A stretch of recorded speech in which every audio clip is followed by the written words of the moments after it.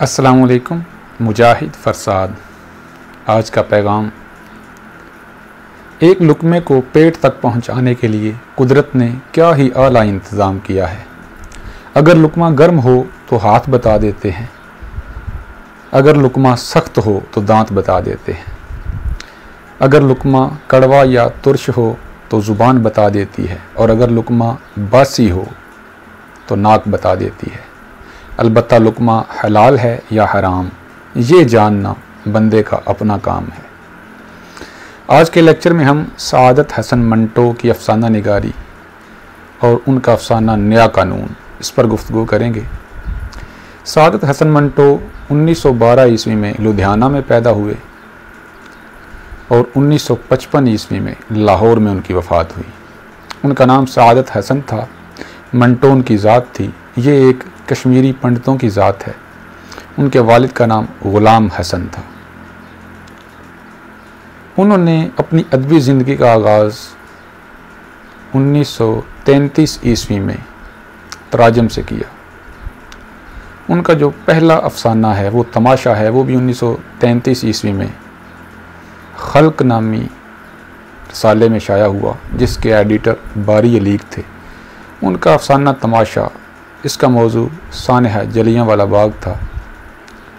उस वक्त उनका कलमी नाम आदम था। उनका पहला अफसानवी मजमुआ 1936 ईस्वी में आतिश पारे के नाम से शाया हुआ। उसमें 7 तबाज़ाद अफसाने और एक नज़्म जो कि विक्टर ह्यूगो की है, उसके तासरात पर मबनी एक मजमून है।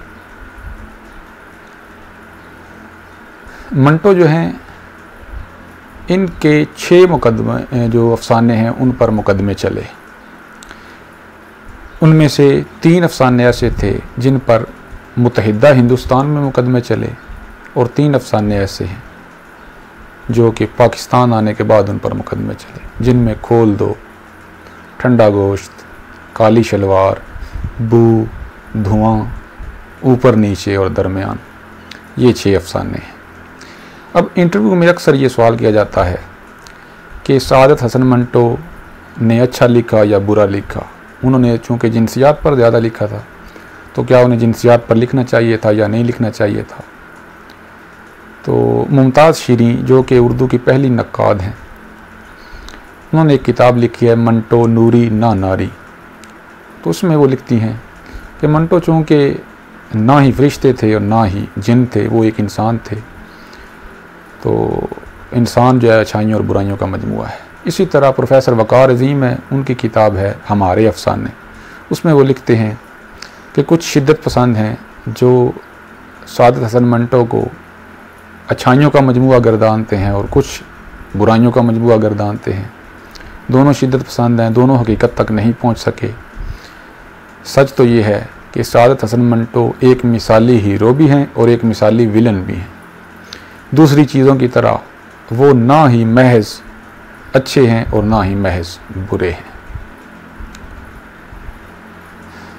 मंटो का जो अफसाना है नया कानून, इसका मरकज़ी किरदार उस्ताद मंगू कोचवान है, जो कि बाकी कोचवान उसे उस्ताद मानते हैं, उससे रहनुमाई लेते हैं। वो वैसे तो पढ़ा लिखा नहीं है, लेकिन बाशऊर है। तो अपनी सवारियों के साथ गुफ्तगू करता है, ख़ास तौर पर सियासत पर, और ख़ुद ही कुछ अंदाज़े लगा लेता है। बाज़ औक़ात गुफ्तगू में हिस्सा नहीं लेता। सवारियाँ आपस में बहस करती हैं तो वो उनसे नताइज अख़ज़ करता है। उसके मुताबिक किसी पीर फ़कीर ने यह बद्दुआ दी थी कि हिंदुस्तान पर गैर मुल्की हुकूमत करेंगे। वो अंग्रेज़ों से सख्त नफ़रत करता है। क्योंकि अंग्रेज़ भी उससे ज़िल्लत आमेज़ रवैया रखते हैं, वो सूद लेते हैं, हिंदुस्तान के नौजवान बेरोज़गार हैं। तो ये वजूहात हैं जिनकी वजह से उस्ताद मंगू अंग्रेज़ों से नफ़रत करता है।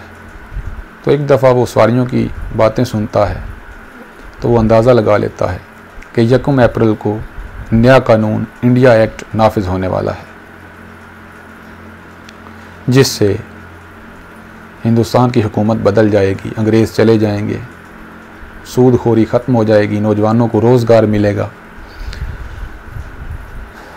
तो इत्तेफाकन 1 अप्रैल को ही एक अंग्रेज़ उसके तांगे में सवारी करता है, किराए में तू तुम्हें हो जाती है और अंग्रेज़ उसको मुक्का मारता है।